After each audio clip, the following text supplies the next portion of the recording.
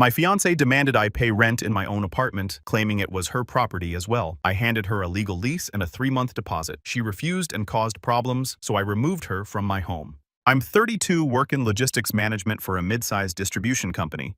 Nothing glamorous, but it pays well, about $85,000 a year, and I've been smart with money since college. I'm the guy who brings his lunch to work, drives a paid-off Chevrolet with 120,000 miles on it, and actually reads the fine print on every contract. My coworkers think it's boring. My bank account thinks it's brilliant. 6 years ago, I bought this 2-bedroom apartment in a solid neighborhood. Good building with actual management, quiet neighbors who keep to themselves, 15-minute drive to work. The place wasn't fancy when I bought it. Needed new flooring. The kitchen was stuck in 1997 with those weird oak cabinets everyone had. And the bathroom had this salmon pink tile situation that apparently was peak style in 1983. But the bones were good, and the price was right. $185,000 when similar units were going for $210,000. I spent the first year fixing it up myself. Ripped out the old carpet over one long weekend with my dad, put down laminate flooring throughout, gutted the kitchen over 3 weekends, installed new white shaker cabinets and granite countertops I got on sale at the building supply store. Even tackled that nightmare bathroom. Sledgehammered all that pink tile out myself and replaced it with modern white subway tiles. Learned basic plumbing through YouTube videos and sheer stubbornness. Replaced the toilet vanity, everything. Made aggressive payments on the mortgage from day one. Every bonus, every tax refund, every bit of extra money went straight to principal. My friends were buying jet skis and taking trips to Cancun and leasing new trucks they couldn't afford. I was making double mortgage payments and eating ramen and chicken breast for dinner. They thought I was crazy. Then 3 years ago, my grandfather passed. Cancer got him in about 6 months. Left me a modest inheritance. Nothing life-changing, but enough to matter. About $40,000 after estate taxes and funeral expenses. Most people would have bought a new truck or taken a year off to travel Europe. I paid off the mortgage completely, every last cent of it, walked into the bank with a cashier's check and handled it in person. The day I got that final payoff statement from the bank, I framed it. It's still hanging in my home office right above my desk. 0 balance. Property owned free and clear. No bank, no landlord, nobody but me on that deed. That feeling of complete ownership is hard to describe to people who haven't experienced it. Walking into a place and knowing every single square foot belongs to you. No monthly payment hanging over your head. No worrying if interest rates go up or if you'll make next month's mortgage. Just pure, complete financial security. At 29 years old, I owned my home outright. That's not bragging. That's just facts. My fiancée Amy and I have been together for 2 years, engaged for 3 months. We met through mutual friends at a 4th of July cookout. She's an administrative assistant at a dental office. Seems to like her job well enough. Makes about $42,000 a year. Nice girl, pretty. Got along great with my family from day one. Things moved at a reasonable pace. None of that rush into everything nonsense. She moved in about 14 months ago after we'd been dating for 10 months. The arrangement was straightforward and seemed fair to both of us at the time. I owned the place outright, so she didn't pay rent. Made absolutely no sense to charge my girlfriend rent when I had 0 housing costs myself. Instead, she contributed to utilities and groceries. We split those costs roughly 60-40 since I make about 40% more than her. Water bill, electric, internet, food. She'd Venmo me her portion every month without me even having to ask. $400 to $500 monthly. Seemed perfectly reasonable to both of us. She brought her furniture into the spare bedroom, turned it into a little office space for herself. Had her desk from college, her bookshelf, some plants she was always fussing over. The rest of the apartment stayed mostly my style, comfortable, practical, nothing fancy. She didn't push to redecorate everything with throw pillows and decorative nonsense, which I genuinely appreciated. A few touches here and there, new shower curtain, some wall art, couple of plants in the living room, but nothing drastic. Her clothes took up about half the closet in the master bedroom. Her toiletries lined one side of the bathroom counter with all those products women seem to need, normal cohabitation stuff. We had a routine that worked. I'd make coffee in the morning using my French press. She'd usually handle dinner a few nights a week, nothing fancy but decent. Weekends we'd meal prep together, watch movies on the couch, visit her parents or mine. It was comfortable, stable, the kind of relationship that doesn't give you butterflies but doesn't give you headaches either. We rarely fought about anything significant, split chores without much discussion. I handled the heavy stuff. She handled the day-to-day tidying. She never complained about money, never asked me to buy her expensive things, and I never felt taken advantage of until last Tuesday. I was on the couch watching the Celtics game against the Lakers. Close game, back and forth all night, the kind that actually keeps you invested. Amy came home around 7:30. She'd been out getting coffee with her sister Rachel for about 2 hours. Rachel's one of those people who always has strong opinions about everyone else's life, but can't seem to keep her own together. Divorced twice by 35. Constantly job hopping between administrative positions that never work out. Always has some new crisis or drama. Her car gets repossessed. Then she's fighting with her landlord. Then she's got credit card debt she can't handle.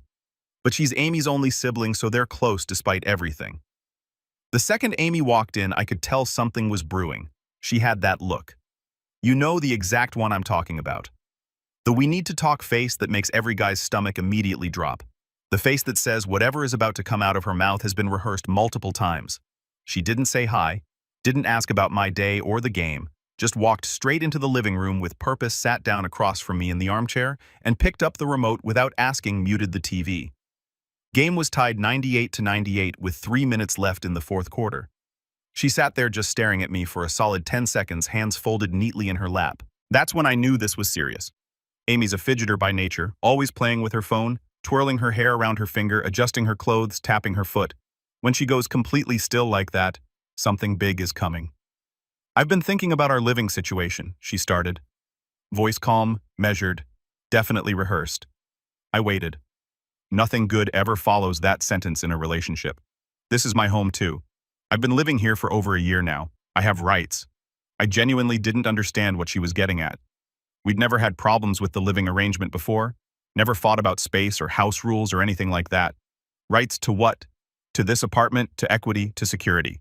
I've been contributing to this household, and I deserve recognition for that. I was confused. Like genuinely completely confused. You don't pay rent. You pay for some groceries and half the electric bill. What equity are you talking about? That's exactly my point, she said, crossing her arms defensively. The rehearsed part was really starting now. I could tell by the way she was talking. Too formal, like she'd practiced this exact speech.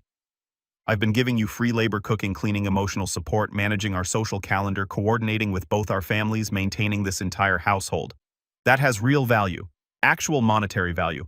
I've decided I'm charging you rent now, $800 a month. It's only fair considering everything I do. I actually laughed out loud. Thought she was joking, like maybe this was some weird prank Rachel had put her up to for TikTok or something. She wasn't laughing back. I'm completely serious about this. She continued, her voice getting firmer. Rachel says, I'm basically subsidizing your entire lifestyle by not demanding financial compensation for my contributions. Think about it logically. If you hired someone to do what I do, cooking your meals, cleaning your home, providing emotional labor and relationship management, you'd pay them way more than $800 a month. This is my apartment too, and you need to start paying me for the privilege of living with me. Let me pause here to clarify something extremely important, because this part matters for context. Amy doesn't cook. Not really. She'll make herself a protein smoothie in the morning, or throw together a basic sandwich for lunch, but actual cooking, I do about 70% of it minimum. Meal prep every Sunday, where I make chicken, rice, vegetables for the week, dinners during the week when we're both home, breakfast on weekends, eggs, bacon, the works. She helps, sometimes usually by chopping vegetables or setting the table. But that's about it. And cleaning. She runs the vacuum through the living room maybe once a week if I'm lucky. Wipes down the kitchen counters occasionally when she remembers. That's it. I do the bathrooms every week because she says the cleaning chemicals bother her sensitive skin. I do all the floors because she doesn't like mopping. I do the deep kitchen clean every single weekend because I'm the one who cooks and makes most of the mess anyway. As for emotional support and relationship management, that's called being in a normal relationship. That's what partners do for each other as baseline human beings. I listen to her work drama about patients and insurance issues. I remember her mom's birthday and her dad's anniversary. I help her pick out gifts for her friends' weddings and baby showers. She does similar things for me. That's not labor you charge for. That's basic human connection and partnership. Let me get this completely straight, I said slowly, making sure I understood exactly what she was saying. You want me to pay you $800 a month to live in my own apartment, the apartment I personally own, that I paid off 3 full years before I ever even met you. It's our apartment now. I live here full-time. I have established tenant rights at this point. And yes, you should absolutely be compensating me financially. Rachel showed me multiple articles about this, about how women's domestic labor is systematically undervalued in relationships and how we need to advocate for ourselves financially or we'll get taken advantage of. This was 100% Rachel talking. Absolutely no question.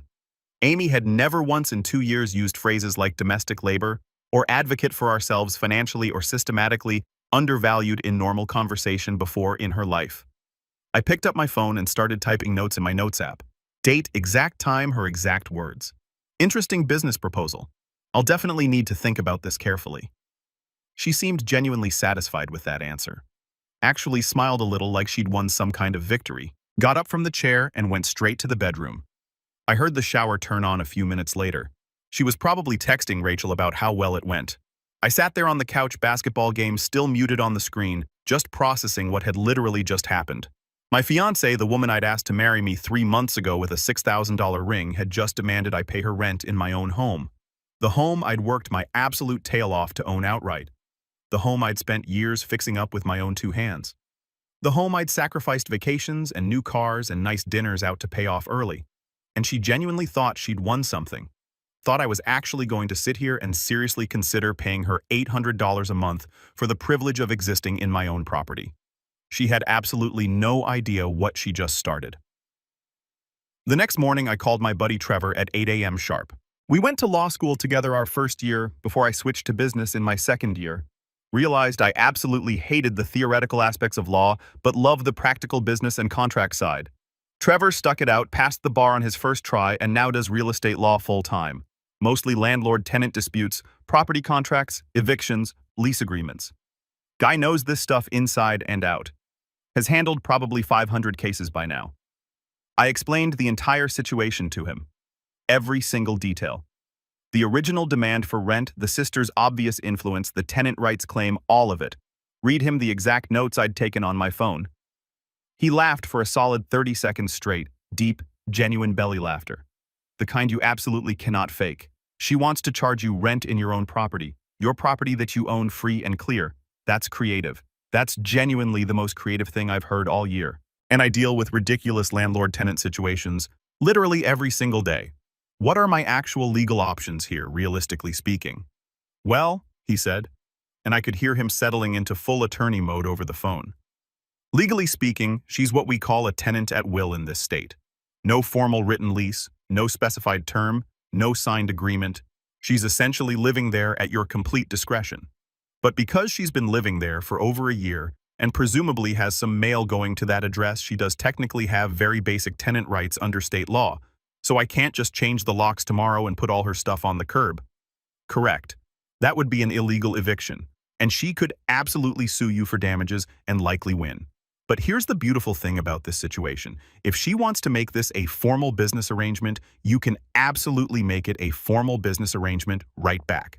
Meaning, what exactly? Meaning you can draw up an actual legitimate lease agreement. Market rate rent, first month, last month, full security deposit.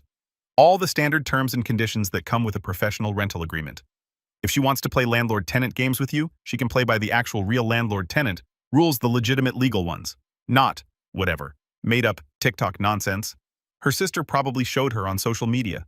I could feel a smile starting to creep across my face. And if she refuses to sign it, then you give her proper notice to vacate the premises. 30 days in most circumstances for tenants at will. If she still doesn't leave after proper notice, you file for formal eviction through the court system. With clear documentation of her refusing a reasonable lease offer and making completely unreasonable demands, you'd win that case pretty easily. Judges don't have any patience for people trying to game the system or make ridiculous demands. How much do I owe you for this consultation? Nothing at all. This is pure entertainment for me. I'm absolutely going to tell this story at the Bar Association meeting next month. Everyone's going to love it. Just keep me updated on how this situation develops.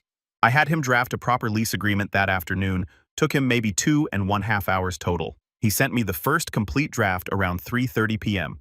Standard professional residential lease agreement for a 2-bedroom apartment in our specific building. He pulled comparable listings from the other units currently on the market in our building. 2 units were listed at $3,400, one at $3,350.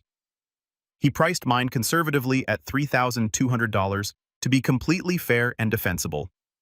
Standard 1-year lease term, first month's rent, Due upon signing $3,200. Last month's rent due upon signing $3,200. Security deposit equal to 1 month's rent, $3,200. Total amount due at signing $9,600. Normal wear and tear clauses. Standard rules about modifications to the property without landlord approval. Guest policies and overnight visitor limits. Noise restrictions and quiet hours. Maintenance responsibilities clearly spelled out everything you'd expect in any professional lease agreement from a legitimate property management company. He even included specific detailed language about personal property. Tenant acknowledges that certain electronics furniture and personal items currently in the unit are the exclusive property of the landlord and are not included as part of this rental agreement. Tenant explicitly agrees not to remove, relocate, or otherwise interfere with any of landlord's clearly marked personal property. That clause was specifically for the PlayStation incident. I was pretty much certain was coming at some point. Trevor knows me way too well after all these years. This is absolutely beautiful, I told him over the phone after reviewing it. Genuinely perfect. I even added a specific clause about her sister. No guest may stay in the unit for more than 48 consecutive hours without explicit prior written approval from landlord, just in case Rachel decides to move in and cause problems. You're an evil genius. You know that. I prefer the term thorough attorney. Has a much better professional ring to it. I printed out 3 complete copies on premium paper. One for her to keep, one for my personal records, one for Trevor's files, put them in a proper manila envelope with all the required documentation and attachments. Then I called a professional process server to handle the delivery. Guy's name was Donald. Been doing process serving for over 20 years around the city. Sounded like he'd genuinely seen absolutely everything at this point. When I explained what exactly I needed served and the context, he actually chuckled. Your girlfriend actually tried to charge you rent in your own place. Fiancée, technically for now anyway. Ouch. Yeah, I can definitely serve this Friday evening if that timing works for you. I charge a flat $75 for standard service within city limits. That's absolutely perfect. 3 days later on Friday evening, everything was perfectly set up. I'd been playing it completely cool all week, acting normal, not bringing it up, letting Amy think I was actually seriously considering her ridiculous demand. She'd even started openly talking about how she was planning to spend her rent money, new clothes from Nordstrom, maybe a weekend trip to Miami with Rachel, upgrading her iPhone to the newest model. I made absolutely sure to be conveniently using the bathroom when the doorbell rang at exactly 6:47 p.m. Can you get that? I called out from behind the closed door, timing it perfectly. She opened the apartment door. From the bathroom, I could hear Donald's crisp, professional voice clearly. Amy Patterson. Yes, that's me. You've been served? Have a good evening, ma'am.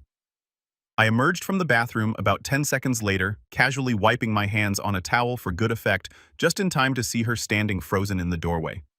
Manila envelope clutched in both hands. Donald was already halfway down the hallway toward the elevator, probably heading straight to his car. Guy is an absolute professional. Amy was just standing there staring at the envelope like it might explode.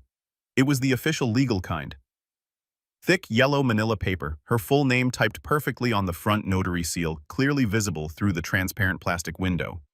What? What is this? Why don't you open it and find out? Her hands were shaking slightly as she carefully tore open the envelope, pulled out the lease agreement, started reading the first page. Her eyes, going progressively wider, flipped to the second page. Her face started going through actual colors, red, then white, then this weird grayish pale shade.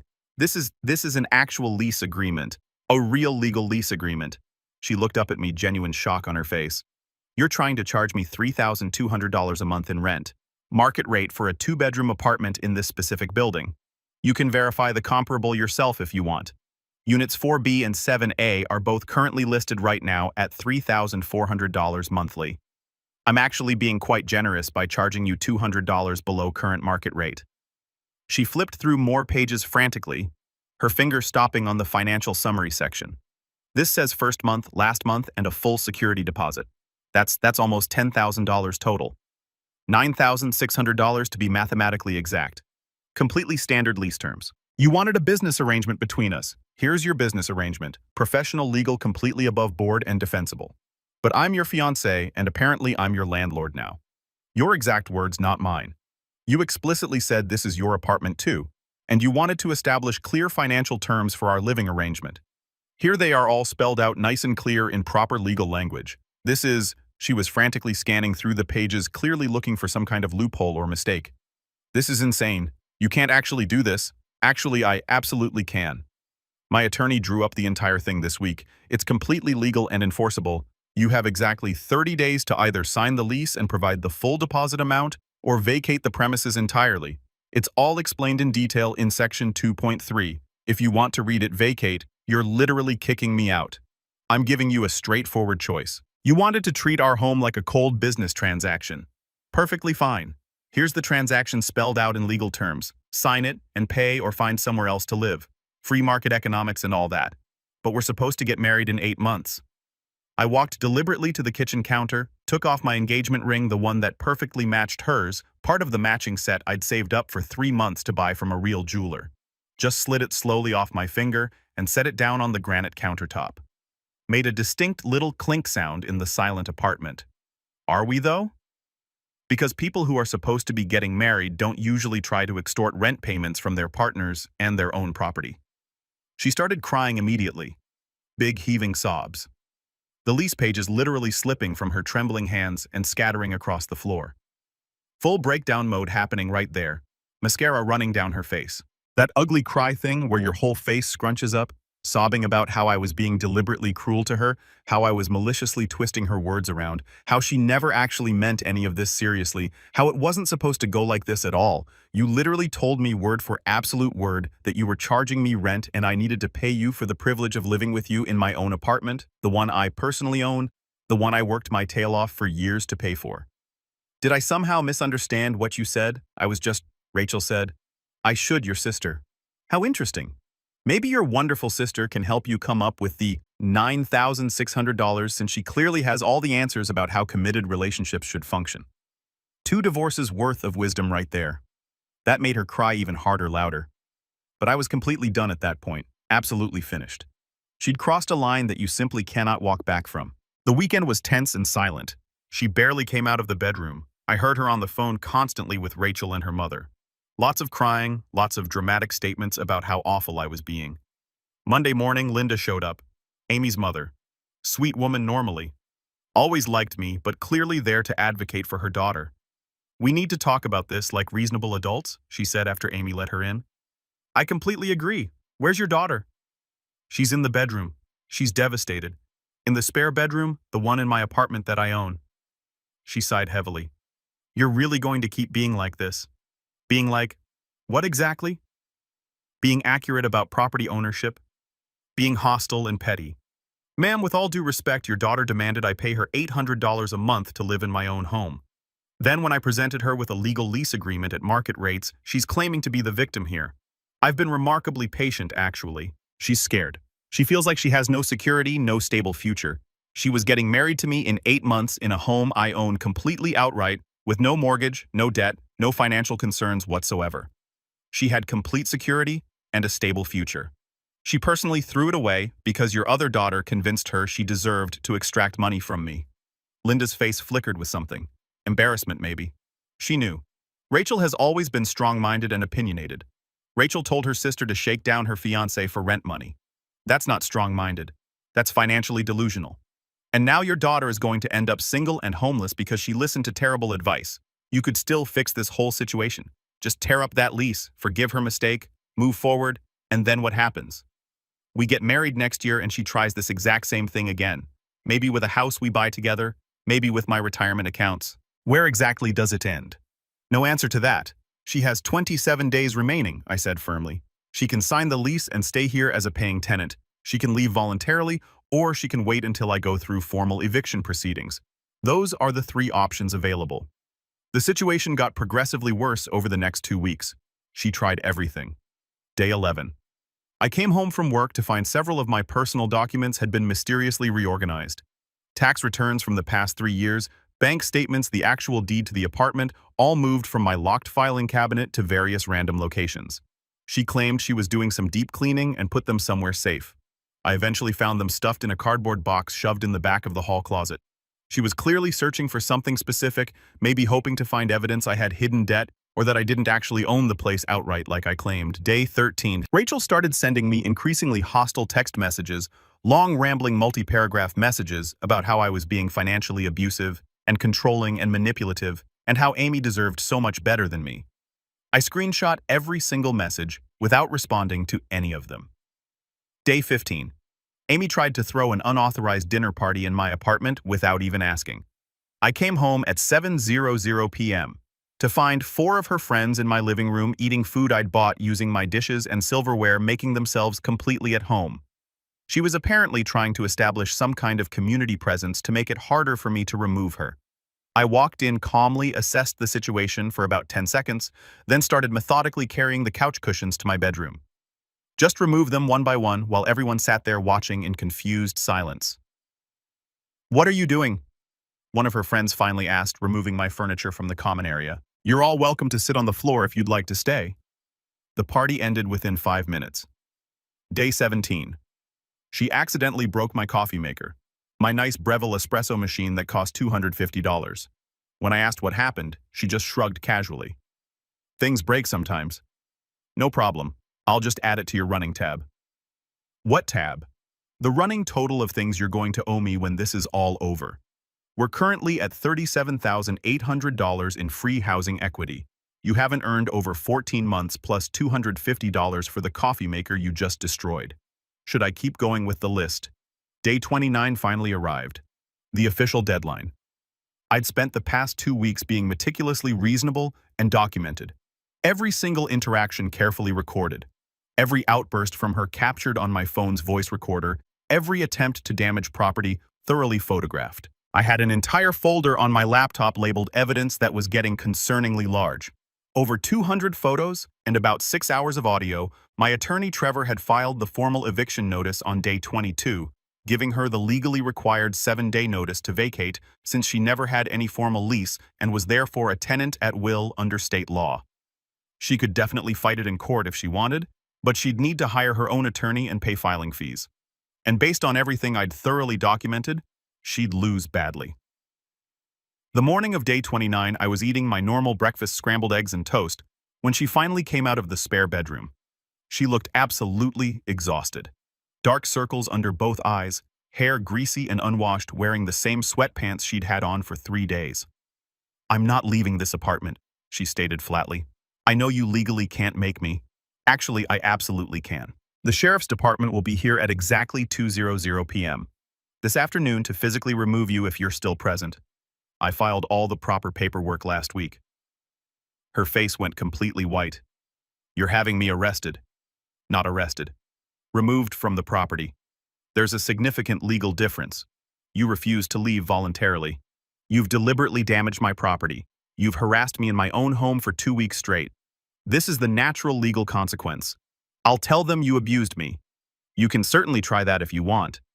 I have 2 full weeks of thoroughly documented evidence showing you broke my $250 coffee maker, deliberately locked yourself in a room with thousands of dollars of my electronics, through unauthorized parties in my home, with strangers, went through my confidential personal documents, and threatened me repeatedly.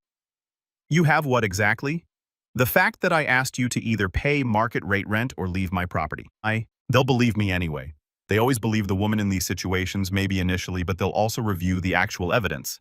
And the evidence clearly shows you tried to extort your fiancé for rent money in his own home, then refused to leave when he ended the relationship. That's not domestic abuse. That's a breakup with an entitled squatter. She started crying yet again. At this point, I was completely immune to it. You've ruined absolutely everything, she sobbed dramatically.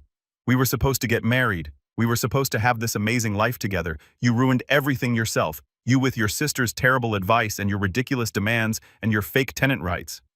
I gave you a free home, a genuine partnership, a stable future. You wanted more money instead. I just wanted some basic financial security. You had security, complete security. You threw it away for $800 a month that you never would have actually collected anyway. Linda showed up right around noon with cardboard boxes and packing tape. Didn't say a single word to me, just helped her daughter pack up her belongings efficiently. Rachel came too naturally. She had plenty to say to me. You're an absolute monster, she told me venomously. You completely destroyed her. She destroyed herself. You just helped with terrible advice. How can you be so cold and heartless? How can you tell your own sister to shake down her fiancé for rent money and then act surprised when it backfires completely? No answer to that question. They were completely gone by 1:30 p.m. I stood in my doorway and watched them load the final box into Rachel's SUV down in the parking lot. Amy never looked back even once. Linda did, though, just for a brief second. And in that look, I saw something I didn't expect. Genuine embarrassment, maybe even shame. She knew. She'd always known her daughter had pushed way too far. She just couldn't admit it out loud. Here's the aftermath. The engagement ring. The one I'd given her 3 months ago. I asked for it back immediately. She refused at first. Rachel said it was rightfully hers regardless. I had Trevor send an official letter explaining that in our state, an engagement ring is legally considered a conditional gift that must be returned if the engagement ends, especially when the recipient is clearly at fault. Got it back 3 weeks later via certified mail. Sold it back to the jeweler for $4,200. Took the loss. Total cost of her living with me completely rent-free for 14 months was approximately $44,800 in housing value at market rates. Cost of the coffee maker she deliberately broke was $250. Cost of the locksmith to change locks was $185. Legal fees for Trevor were $1,200. Worth every single cent. Absolutely. Some people have asked if I actually miss her. Honestly, I miss who I thought she was. I miss the version of her that existed before Rachel poisoned her mind. But that person might have never actually been real to begin with. What I definitely don't miss is walking on eggshells, constantly wondering what new demand would come next. Feeling like my own home wasn't actually mine anymore. The apartment feels different now. Quieter, emptier, but also completely mine again. Actually mine. For the first time in 14 months, I can sit on my own couch in my own home without worrying that someone's going to hand me a bill for the privilege. A few days after she left, I got a text from an unknown number. Turned out to be Rachel's current husband of all people. Hey man, just wanted to say I heard what happened between you two. My wife's been in my ear about the exact same stuff for years now. Charging me rent, demanding equity, all that nonsense. I told her if she ever actually tried it, I'd do exactly what you did. You absolutely did the right thing. I didn't respond to him, but I saved that message. Rachel's own husband apparently plotting his escape. Some patterns really are just universal. As for me, I'm genuinely okay. Still processing everything, still adjusting to having my space completely back, still occasionally finding her stuff in weird corners, a hair tie behind the bathroom sink, a phone charger under the couch cushions, little reminders of what almost was. But mostly, I'm just relieved because if she'd pulled this exact same stunt after we were actually married with joint assets, with commingled property, with legitimate legal claims to my home, it would have been 100 times worse, maybe even 1,000 times worse. She actually did me a massive favor when you think about it, showed me exactly who she really was before it was too late to escape cleanly. And all it cost me was a coffee maker and some legal fees. People in the comments are asking about the ring and what happened to it specifically. Here's the thing. That ring represented about 3 months of saving on my part. Not because I couldn't afford it outright, but because I wanted to do it right. Went to an actual jeweler, not some chain store at the mall, picked out the diamond myself, had them set it in white gold because that's what she'd mentioned liking once in passing about 6 months before. The whole process took time. Multiple visits to look at different stones, understanding clarity and cut, and all that stuff I never thought I'd need to know. The jeweler was this older guy, probably mid-60s, who'd been in the business for 40 years. He actually talked me out of going bigger and flashier, said the quality of the stone mattered more than the size, taught me how to actually look at a diamond under magnification, showed me the difference between a good cut and a mediocre one. When I finally picked it up, he put it in this nice wooden box with a small card that had care instructions, told me congratulations, said he could tell I'd really thought about it, asked me how I was planning to propose. I told him I was thinking Christmas morning at her parents' house. He smiled, said that sounded perfect, that her family being there would make it special. Wished me luck. Never got to do it that way. Proposed 3 months later at a normal dinner because she kept dropping hints that she was worried I wasn't serious about the relationship. Should have recognized that as a red flag right there. When I sold it back to him after everything went down, he recognized me immediately. Took one look at my face and didn't ask any questions. Just examined the ring, gave me a fair price and shook my hand. Said he was sorry it didn't work out. Told me he'd seen it happen before more times than he'd like to count. That conversation stuck with me.